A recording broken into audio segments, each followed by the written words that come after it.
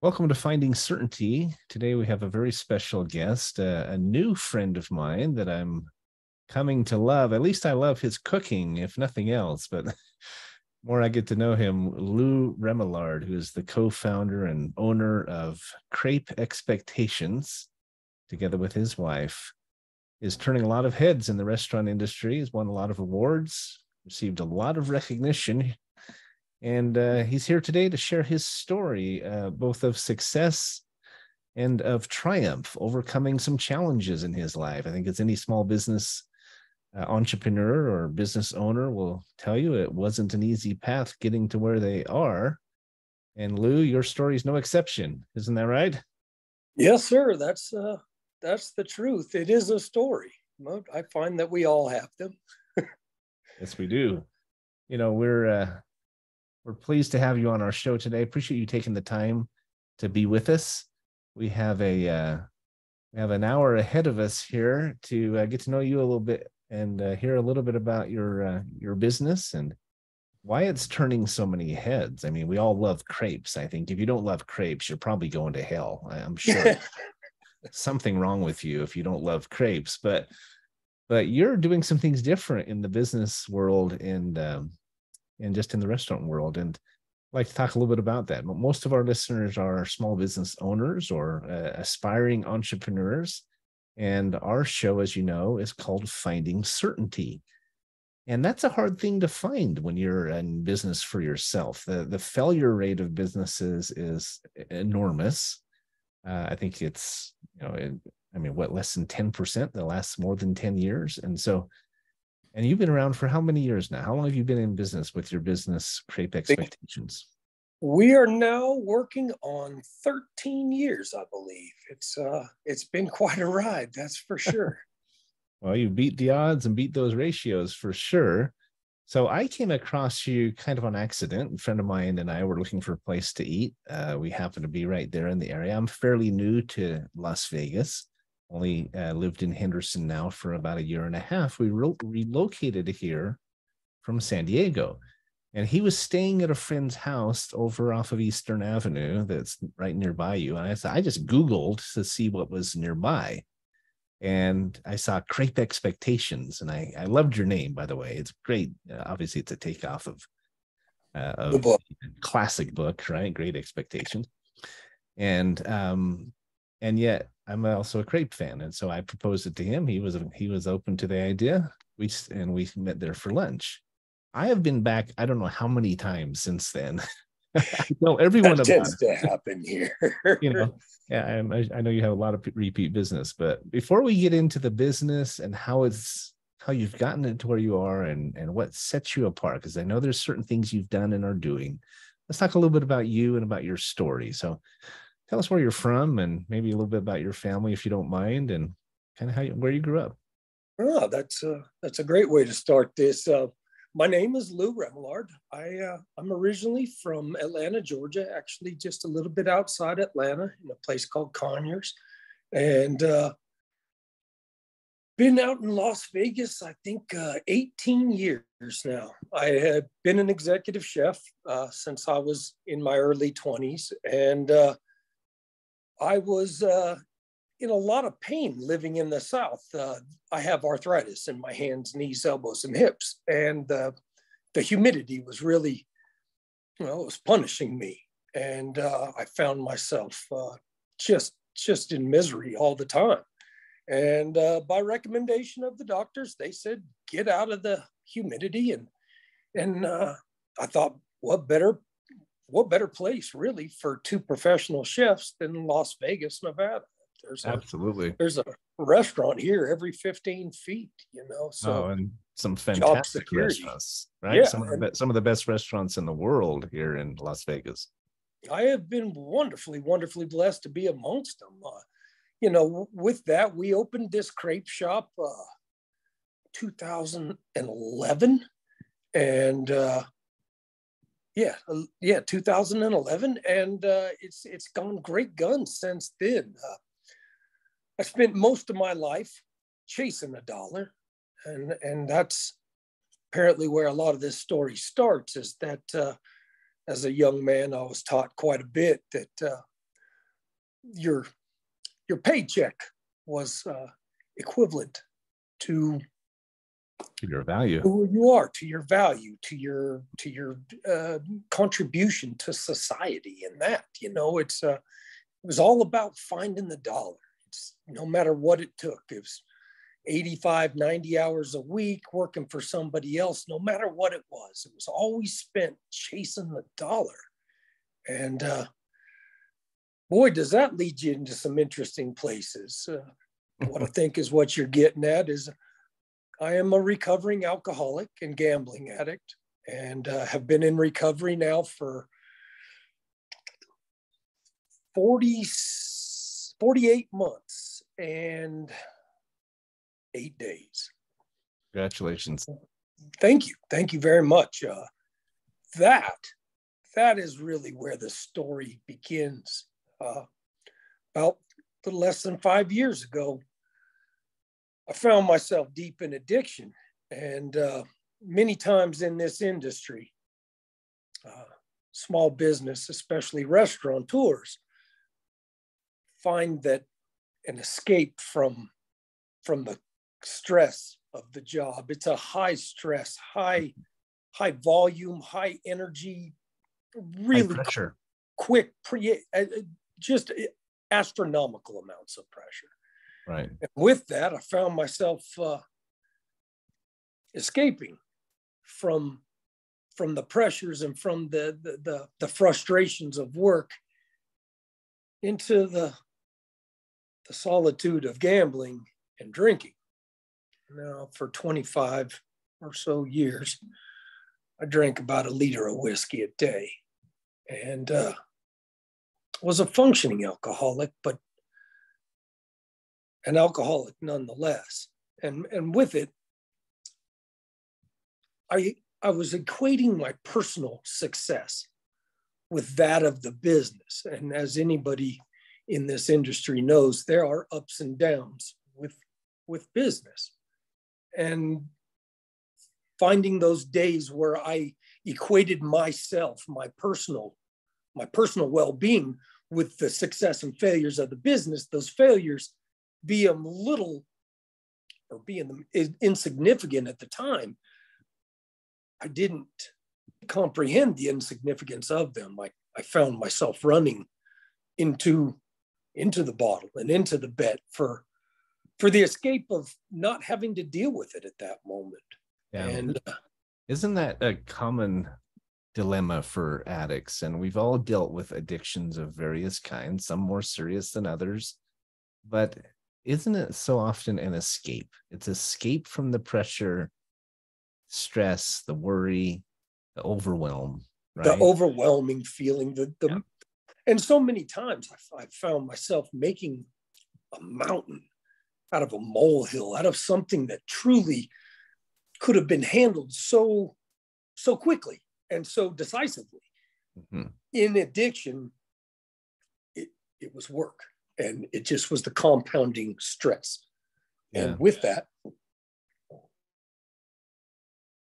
the hamster wheel of success and failures were ongoing. Isn't it true that it's a slippery slope too, right? Anyone who's been down that addiction pathway, you don't become a child predator overnight, right? It starts with that first Playboy that you looked at when you were 8 years old. Right? You don't become an alcoholic. Any kind of addiction. Yeah, I wasn't born an alcoholic. I'm the one. And ultimately, this is joining a 12-step program, which is what I did, mm-hmm. and learning how to accept the fact that I am not my business, separating and compartmentalizing my business and entrepreneurial life to my personal and mental and physical well-being. There was such a correlation of the dramatic rises and dramatic falls that there was never any kind of balance. Right. And the balance is, the balance is what makes what I deemed then as unmanageable makes it manageable today, is finding that even, okay, somebody not showing up to work Mm. back then could have just been an end all be all, ruin my moment, ruin 2 hours, ruin an entire day, affect everyone around me, ruin their days. And ultimately, my negative attitude would come out in a negative result at work. Mm-hmm. And again, I just compounded that issue into something much greater than it really was. It was somebody that was sick. They just couldn't come to work. Right. Stuff happens, right? Yeah, and that's the thing, is that when you're in an addiction, it's all about me and finding myself on the other side of this, and now having a bit of a clear glass to look through, per se. Mm-hmm. I can see the fact that most of the problems that I deemed as problems, they really were quite easily handled. Mm-hmm.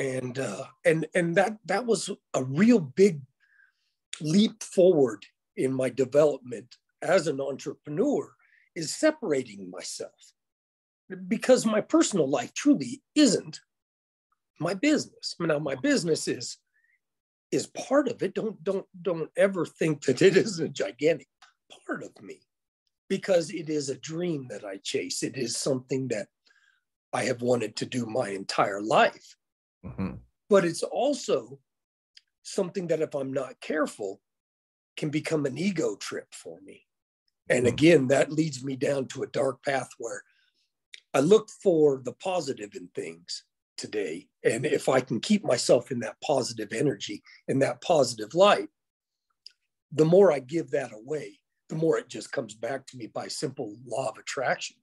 100%. Let me interject, because in my experience, I've found that there's three things we can do to avoid the high swings, the high peaks and low valleys. Number one, I heard a great quote years ago that said the level of our frustration is equal to the distance between our expectations and reality. And our expectations are way up here, reality is way down here, then we're probably going to be very frustrated when that employee doesn't show up. But if you know that people get sick, you expect that to happen occasionally, it's more water off a duck's back. The second principle is that our thoughts dictate our feelings. Whatever we're telling ourselves dictates how we feel. And usually the negative thoughts are distorted. We lose our job and we think, oh my gosh, I'm going to be homeless. I'm never going to get another job again. That's probably not true, right? But we tell ourselves those things and we feel those feelings. And then as you're talking about, the light and keeping equilibrium in your life, I think the third principle is that light and dark cannot exist in the same place, right? You flip on a light switch in a dark room and the darkness vanishes. And so it's not enough. And I'd love to hear your thoughts on this, but it's not enough to stop drinking. It's not enough to stop gambling. You have to replace it with something positive. You have to fill your life with those positive influences, those positive effects, the light, as you called it. I think it's a great analogy. It's an addiction. amazing part of this is that in addiction, I spent so much time looking for the light everyone talked about at the end of the tunnel, the way out. Mm-hmm. It's not that I didn't know that I was in addiction. It was that I couldn't get out. Right. Where do you start? Right. How do you get there? And that's the thing. You might have even been able to see the light, but you can't touch it. You can't reach it. It's at the end of that tunnel. You're not sure if it's a train coming at you or an opening, right? That's where the principles that you were just talking about, that last one you're talking about, that principle behind where it is you were leading is faith.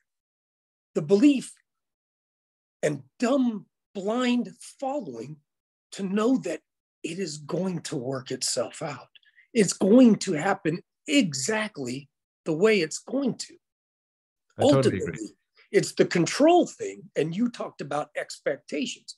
Expectations, by definition, are control. Control in a form of, I expect you to do this. And if you do not, I get upset or angry, have those emotions. because you're not doing what I told you to do. Mm-hmm. That's control. I've now come to a crossroads in the business is to where, okay, if control gets me into trouble, I got to have a little faith. Now, faith doesn't have to be spiritual faith. It can be personal. It can be faith in other people. It can be faith in anything and everything. I have faith when I turn the key on my truck, it's going to turn on, right? So with that, I'm trying to have more faith in my employees that, okay, this is the way I do it. But if you got a better way for you to do it, and this is where it gets tricky, just because I own it does not mean that my way is perfect for everyone else. Right. That was a big thing to accept into life. A big thing. To your point, there's this juxtaposition between control and faith, and you have to find a balance between the two, because you can't, that equilibrium. You don't do 100% blind faith and give up all control. Your business would probably not go like you wanted it to. You can't give up total control, or you can't have total control and no faith, because then you're a micromanager and your people aren't going to be happy and so forth and so on. So it's finding that balance, which I think is so key. And I think there's another piece that, and I see this in your restaurant when we're there, your employees are empowered. I mean, they're excited to be there. They are. I know you've had several there for several years, but I think it's because you put them first in many respects. And I think it's a key to accomplishing anything, but including overcoming an addiction, is you start to look outward and you focus more on others than yourself. As you said, most addicts are very selfish. They're focused on their needs, their wants, their pain even, right? But if you can focus outward, I always say, if you're having a bad day or you're feeling down or depressed, the best thing you can do is serve someone. Yes, sir. Yes, sir. 100. I agree with that 100%. The way I get out of the serious 6 inches, or the serious 6 inches that I find to be the 6 inches between my ears, if to get out of myself, the easiest way to do that is to offer service or help someone else. Right. It's the best way to overcome ego too. Yeah. And that's the thing, is that it's a practice. It's an ongoing thing.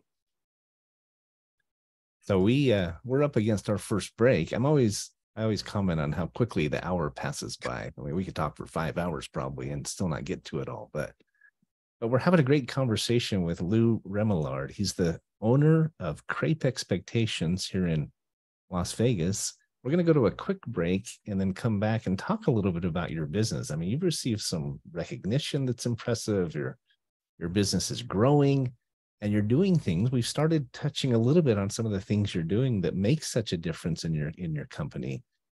But we'll be right back, whoever it is out there who's listening, and we'll get into a little bit more detail here with Lou on what is working and why it's working so well. So don't go away. We'll be right back. All clear. Let me get that saved and we're good to go in just a second. Thanks, Jordan. Nice.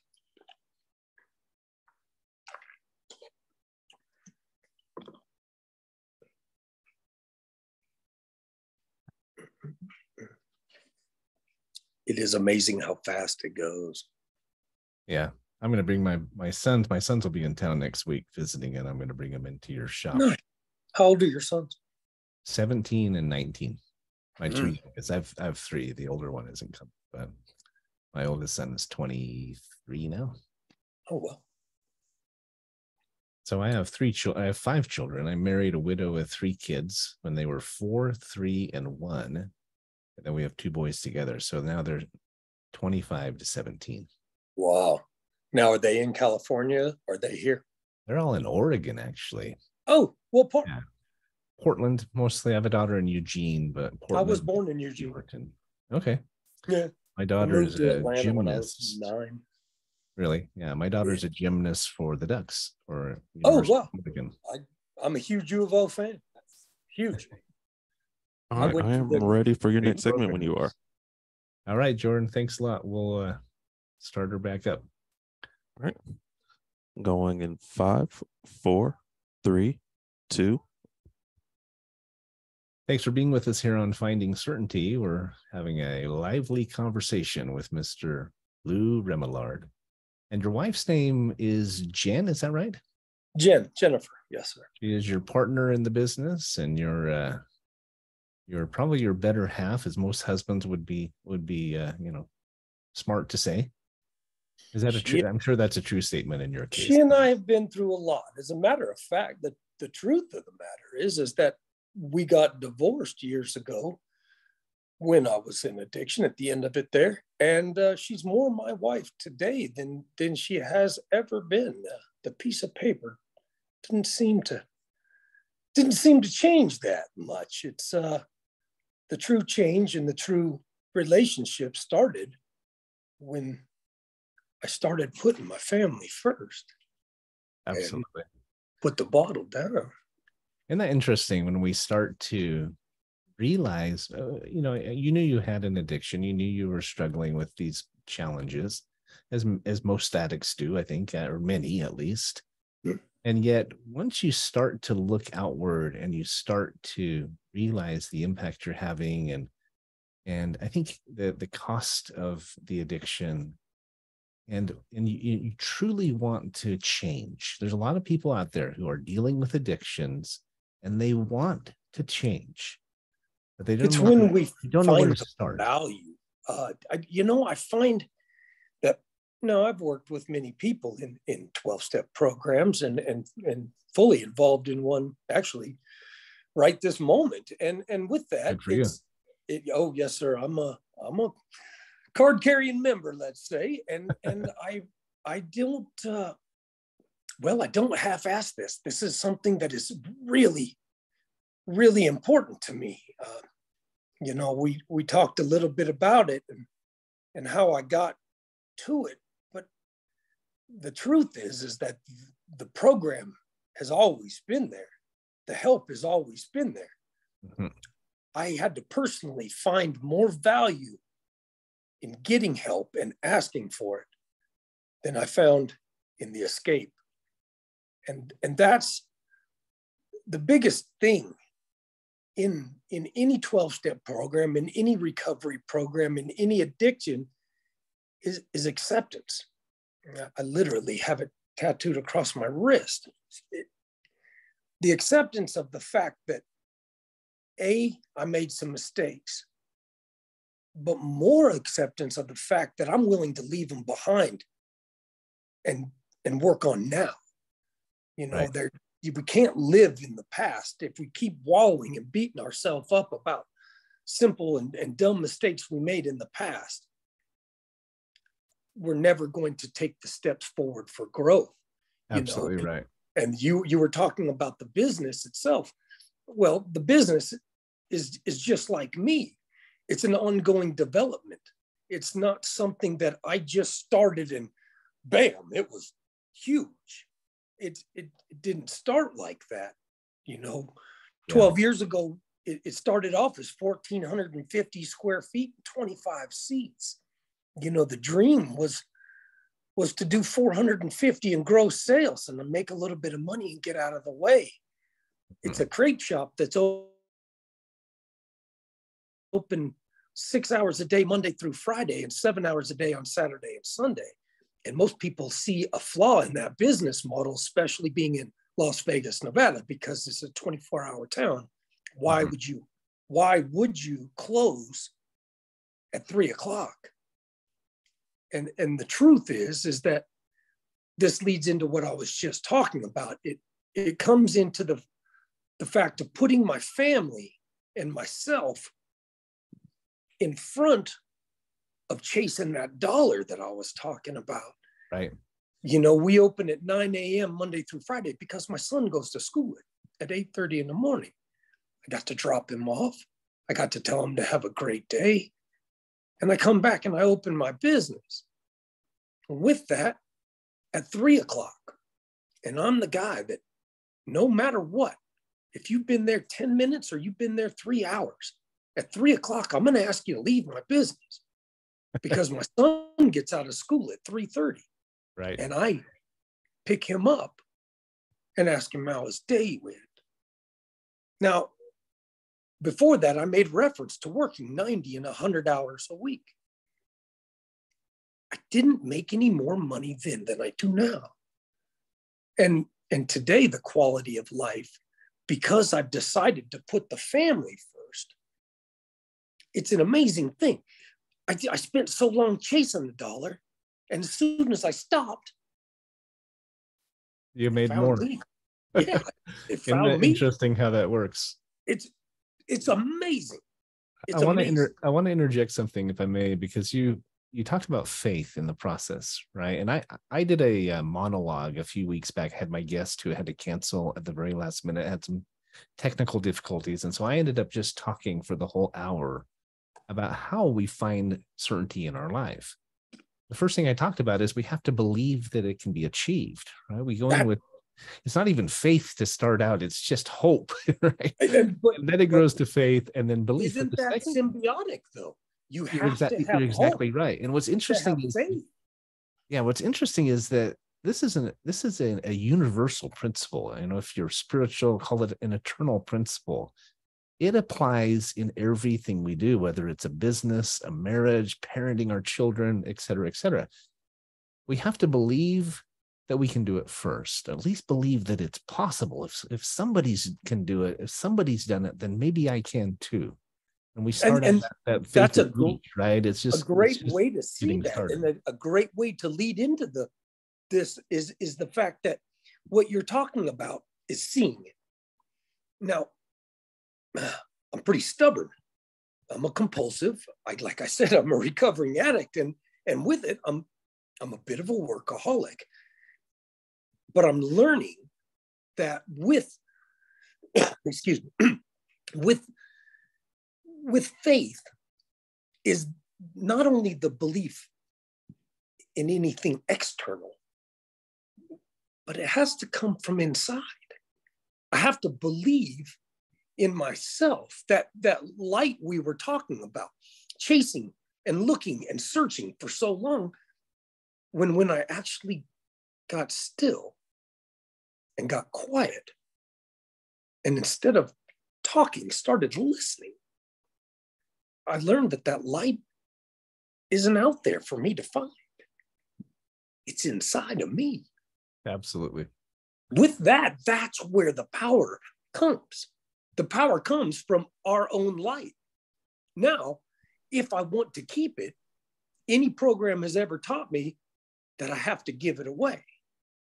Because again, by the simple law of attraction, you give away, you're going to get back the same thing.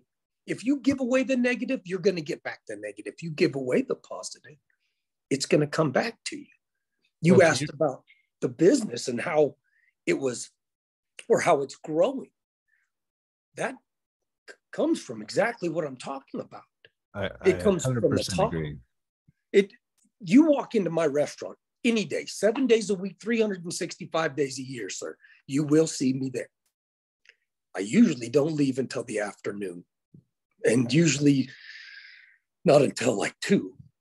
I try to get out that last little hour, and instead of do that micromanage thing that you were talking about, let them do their job. Yeah. Don't stand over and hover and say, you got to do it this way, you got to do it that way. I don't learn anything personally. I don't learn anything by somebody saying, you have to do this. I learn by seeing it. What you were just talking about. It's the visualization. I see in somebody something that I covet, or I want, or I desire, or I admire. And I want to know how they got that. Now, asking for help and being told what to do are two very different things, is in life and in parenting and in business. I try and today to not point and say, you have to do it this way. They have to do this. If I go out and do it and they see me do it, they inherently, and you've seen it personally, they inherently come behind me and do exactly that. Now, I've never had to ask them to do it. Right. Not only do they do it, and they do it well, and you don't have to hold their hand, but they feel more empowered and more valued and more appreciated than they would have otherwise. Now, You made a It's the point a value. minute ago about using your ears versus your mouth and listening more and talking more. In my monologue 3 weeks ago about finding certainty, I talked about the importance of working with others and finding mentors and surrounding yourself with people who lift you up. Now you've assembled a really great team, and I want to get into some of what you've accomplished. I mean, you started the company 13 years ago, and you've been on, I mean, you've been on dives. Yeah, I've been on the Food Network a few times. I've been on Diners, Drive-Ins, and Dives, Diners, Drive-Ins, and Dives, Takeout, Diners, Drive-Ins, and Dives, Nation, numerous episodes, right? Guys Grocery Food Games. Network. I mean, yeah, I'm blessed in the fact that I get to do what I love to do for a whole bunch of people. But none of these things come when I was in addiction. None of them came because I wasn't ready. And all of it encompasses this little crepe shop. And as the crepe shop has grown, I find that me and my family and the ones around me, the ones that work with me every day, they're growing as well. And we're all learning together. It's at the beginning, when I was dictating everything, and I had, like you said, these expectations of, you come to work, you do it my way. Here's the list. Here's the procedure. Kick bricks when you're done. That right there is what you were talking about a second ago. They don't find the value in that. They're just a robot. They're just a machine. So I find the better way to do that is to say, this is how I do it. This is what I expect. My way gets it done like this, and in this amount of time. Try it out. But if you have a way to do it that works better for you, please verbalize it, because then they feel as if they're contributing to the business itself. And 9 times out of 10, they're right. Yeah. No matter how much experience I have, they're right. They do it every single day. I do it every now and then. It's one of those universal principles, right? When you can help your employees take an ownership mindset. They may not be the owner, but they view the business through the eyes of an owner. What would I do if I was the owner? How could I make it more profitable, more efficient? How can I get this customer to want to come back again and again and again? And when you can get your employees to think like that and look at the business through those kinds of eyeglasses, everything changes. I'm in a very unique position in the fact that my employees, my family, and truly they are just an extension of my family.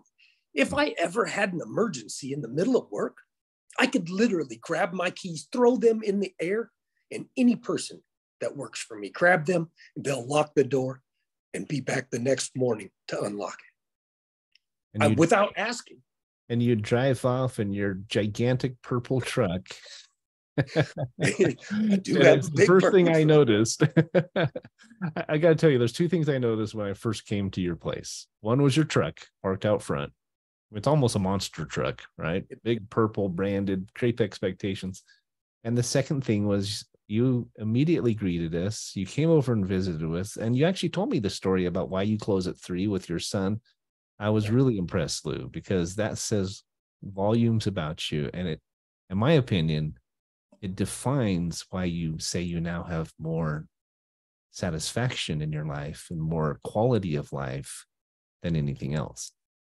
It's a simple attitude of gratitude. It's thankful that I get to do what I do. I could be out there humping it for somebody else again. And the truth is I get to live a dream. A, I get to drive my dream truck. I built it. But B, I get to do my dream job. I get to be with the people that mean the most to me. Jenn's with me there. Our son Noah is with us there. He has his own business in the form of his hot sauce bottling company. Right. Which in itself, as a 10-year-old, 11-year-old, he's 11 right now, having his own business and a successful one at that, is Following a in your wonderful footsteps. way to look at something and say, okay, 5 years ago, he was 6, and he wouldn't have wanted to be anything like me. But in the middle of COVID, a boy has an idea to truly make some money when everyone around him is telling him the business is going to go down because the government is shutting him down or whatnot. He has the wherewithal to stop and go, okay, if we can't make money doing this, let's make some money doing that. And that right there is remaining teachable, because an 8-year-old little boy just taught a 46-year-old man at the time that it wasn't the end all be all terrible situation. It was an opportunity. Yeah. It was a chance. Water off a duck's back, right? Yeah, it's a chance to do something different. And that something different was to teach an 8-year-old little boy how to create an LLC, how to get a federal EIN, how to get a state tax ID, how to work with the FTC, how to label something, how to copyright, trademark, how to grow a business when everyone was telling him that this is the worst time in the world to ever open a business. That's not true. What a great experience for him. Perfect time. And that's with a little boy that wants to look at you years ago and not want to be anything like you, to where I am today, where he looks up at me and wants to be like me. That's real growth.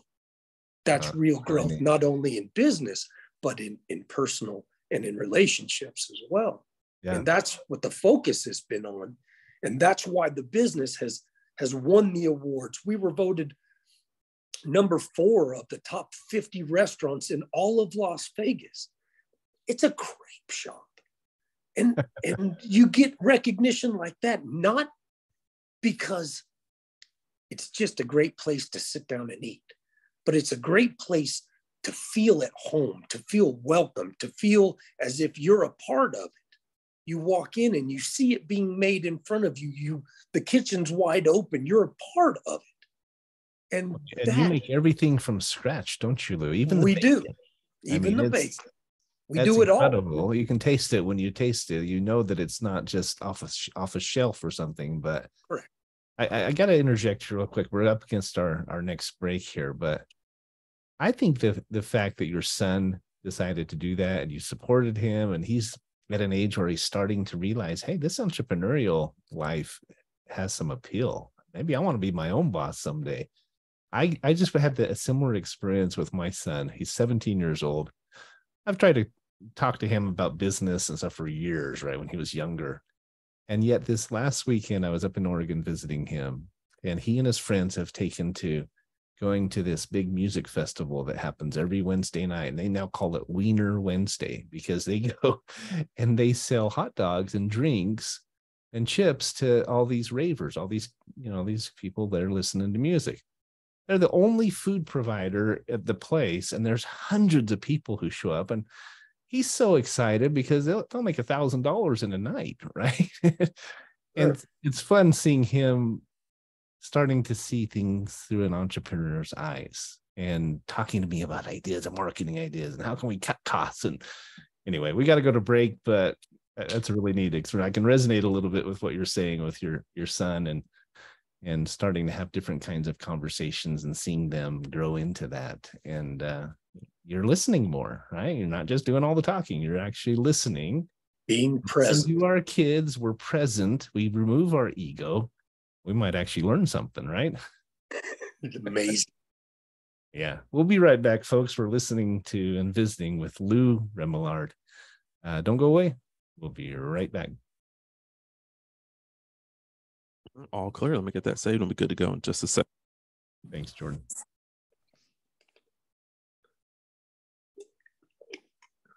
Mm-hmm.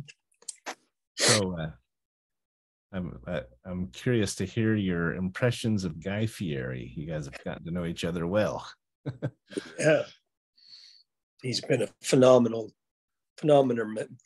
mentor and guide in all of this. He's one of those people that truly has a love for this business and the people that do it. It's an amazing thing to watch somebody like him who doesn't have to do what he does.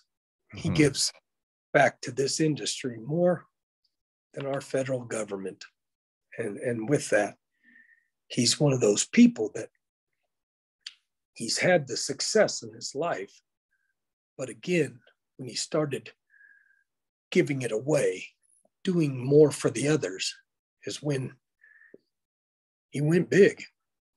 The truth isn't that interesting? It's the same principle. 100%. Started looking outward. All right, I am all ready for your next segment. All right. When he started looking outward, though, and giving back in that way and highlighting all these, these restaurants, Triple D, the dive, it's the diners, drive-ins, and dives, right? That's what it is. Yeah. Anyway, we're gonna come back here from our break. So go ahead, Jordan. Let me know when to start. This one's going to be about 14 minutes. All right.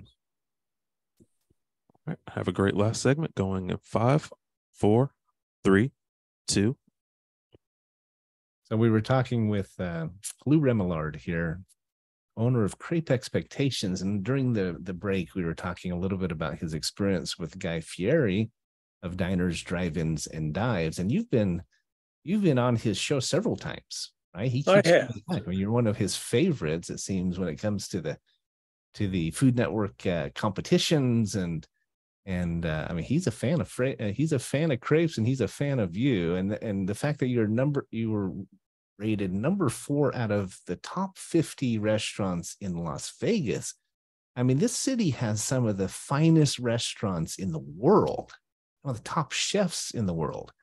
Does it kind of boggle your brain a little bit to think that you're rubbing shoulders with these guys? And, ego aside, just to think, look at what we've done here. All ego aside, the truth is that I belong here, and I believe that today. I have the confidence today that I do belong here, and I do that not for the ability to cook or the ability to lead or the ability, but for all of it.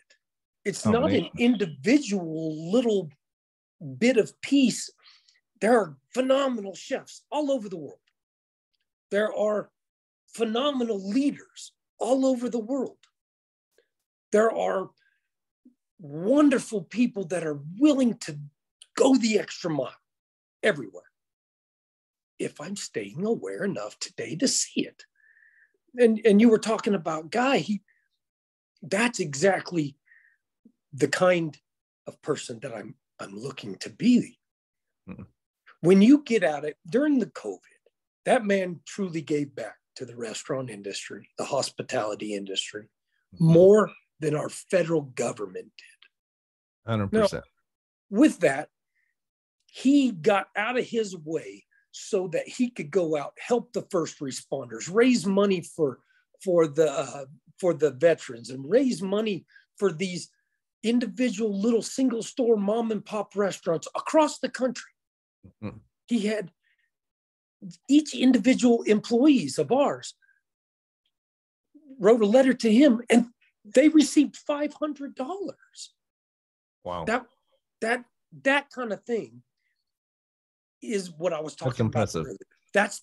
That's the example that I need to see, because then I see that, and I see what it did for so many other people, but I also see what it did for him. And there is the strength of this, is that when we get out of our own way and start helping others, start giving back to others, start doing the next right thing, it doesn't have to be an enormous feat of his proportion.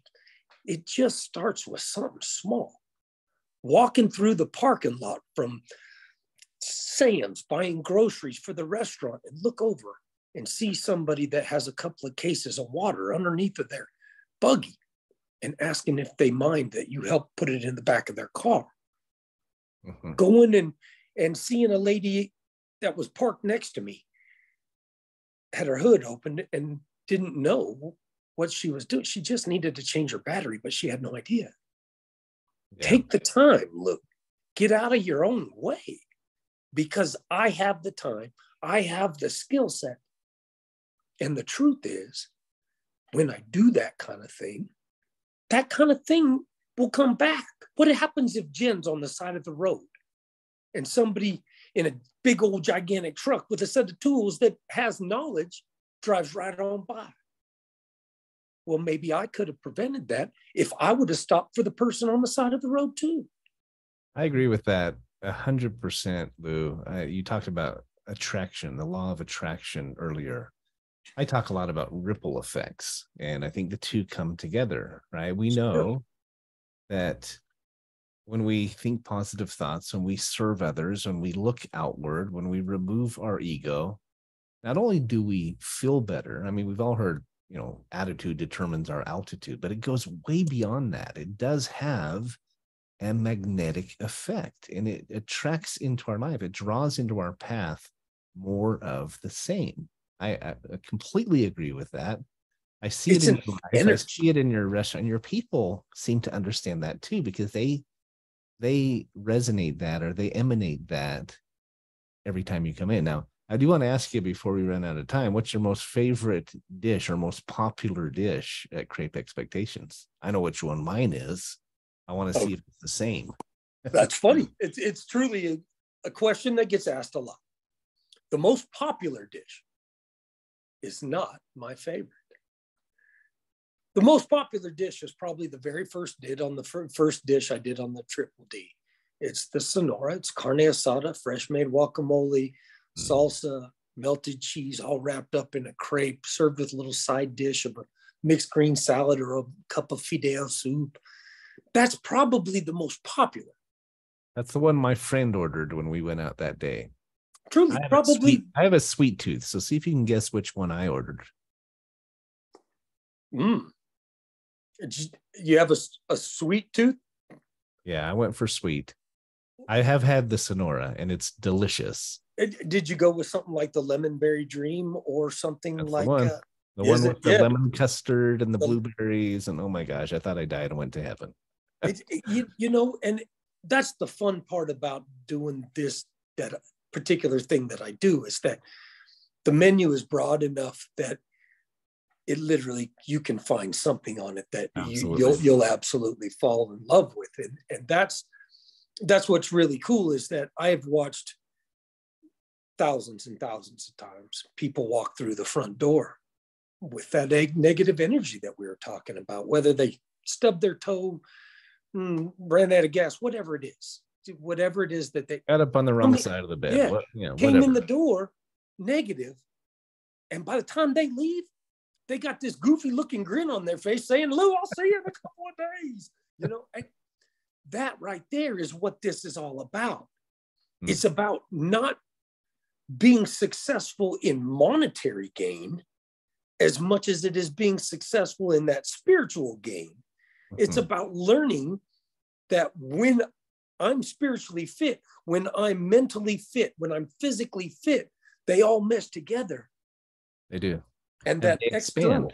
They get bigger. They multiply. They mushroom. They grow. Right? You talked earlier about how when you recognized the importance of looking outward and putting your family first and having balance in your life and all these things, right? That is when your business really started taking off. And you work, a fourth as hard as maybe half these restaurateurs and these chefs working 24/7 and 360, and yet you have this quality of life, and yet you make as much or more than you did when you were working all those hours. Isn't that an interesting? I mean, I'm sure there's a mathematician out there saying this math just doesn't add up. Right? How does that work? The truth is, sir, I make 3 times more than I ever did. Fantastic. And with that, it's because I've decided that we're going to live in a way that when we do good stuff, we got to do it for ourselves.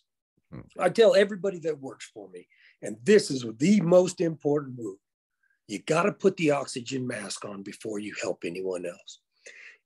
That's the important part. People get caught up in saying, okay, to get out of myself, I'm going to try to help somebody else. But you got to have it before you can give it away. You can't give away something you don't have.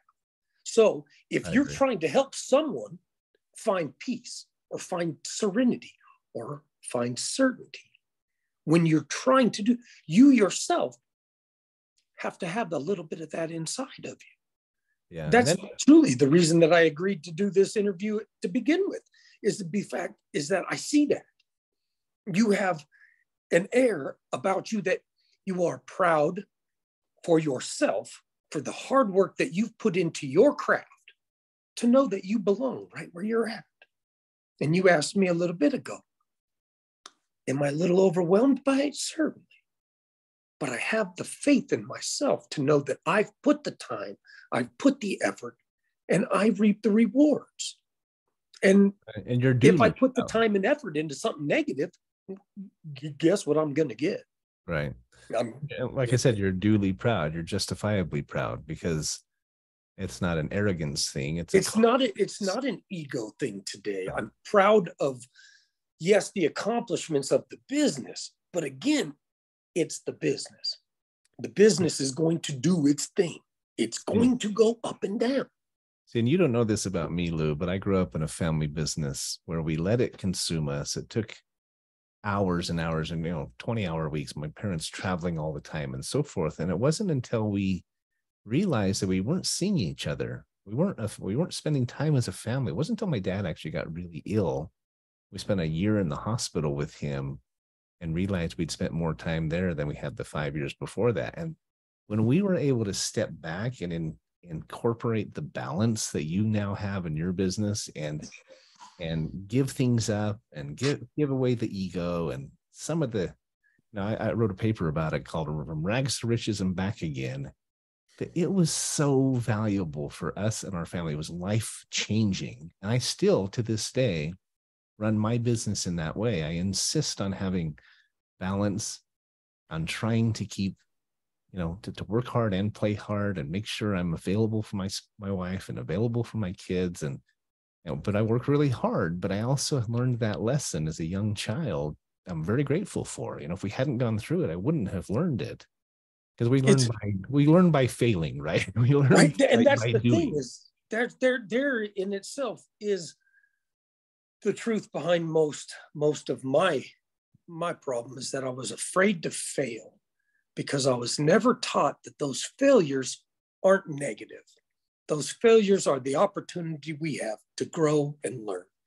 And the successes, we don't learn as much from them, because we did it. We've done it over and over again. A lot of times we're successful because we've done the repetitive process over and over again, and we've gotten proficient at it. Proficiency is correlated to success in most things. But with this is about the development of our personal selves, so that we're able to help the others, so that we're able to set the example. Like I said, putting the oxygen mask on first. That's the reason they tell you that on the airplane, is because you can't help somebody off the floor if you're the one on the floor. Right. Well, same as love. You have to love yourself. You have to have your own issues taken care of before you can love someone else. You can't love yourself. 100. Can't force someone to be happy. You can't force someone to be in a loving relationship. They have to have it within themselves. One of the best books I've ever read was by a guy named Jeff. Last name is Bear. I'd have to look it up, but it's called Real Love. And it's fantastic. Look it up on Amazon. Last name Baer, and it's about that topic. But where do you go from here? We've got about 60 seconds left. What's the goal for Crepe Expectations? The goal is to continue to follow my dream, to follow my passion, but also understand that it's mine. And I do have a younger child. And as he grows, to set the example for him, and to show him that following our dreams and following our drive and following the thing that we love to do is where we find the real contentment in life. It isn't the dollar. The dollar comes, the dollar goes. This is about finding that oxygen mask for ourselves. And then the world is our oyster. He can grow and do anything he wants to. If he wants the restaurant when he's old enough, then so be it. But I'm going to support him in anything that he chooses to do. I love that. Well, Lou, it's always a pleasure to spend some time with you. I love your restaurant. I really enjoyed this conversation. Thanks for being on. I know you were on with my good friend Ninon de Rosa on her show, Ninon Speaks, just a couple of weeks ago. We both met you in the restaurant, and we both said we got to have you on our show, right? And so, congratulations on your success, and we wish you the very best in the weeks and months to come. I'm sure you'll keep on shining and shining more light in your customers' lives and lives that you touch. Here on Finding Certainty, we meet with entrepreneurs, entertainers, athletes, and others like Lou that are creating more certainty in their life and in the lives of those they touch. And you're a great example of that, Lou. So thanks again for being here, and I wish you the very best. God bless you. Thank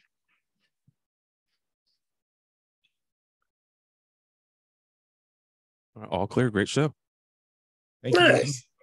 No Well, problem. anything else? Thank you, that Mr. Clear lines for the next show. Hope you both have a great rest of your day. You as well. Thanks a lot, bud. Anything else you want to add? We're still recording the YouTube portion. Did we miss anything or?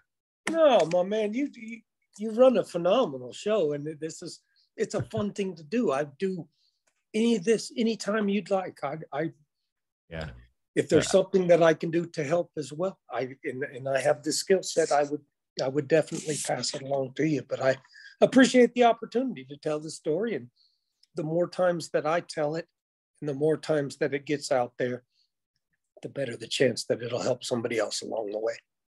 Well, anyone who's listening, if you're in the Las Vegas area, you just have the one location, right? Yes, sir. 9500 Southeastern Avenue, Suite 150, Las Vegas, Nevada, 89123. You can look them up on the web at crepeexpectations.com.